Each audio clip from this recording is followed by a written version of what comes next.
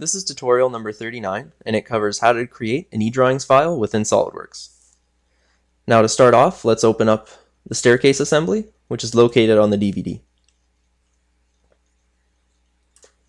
Now let's say we created this staircase for a customer, and we want the customer to see what's going on, as well as the part vendors. Now let's say that they don't have any experience with SOLIDWORks, and they don't even have the SOLIDWORks software. How we're able to show them what's going on and what we've created in SOLIDWORks is by creating an eDrawings file. Now an eDrawings file is an executable program, so they don't have to have the software and they're able just to open it up.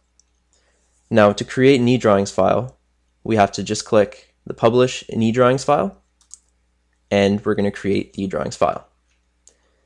Now let's open up the eDrawings file, and we can see that we've created an eDrawings file of the assembly, which is exactly the same as the assembly in SOLIDWORks.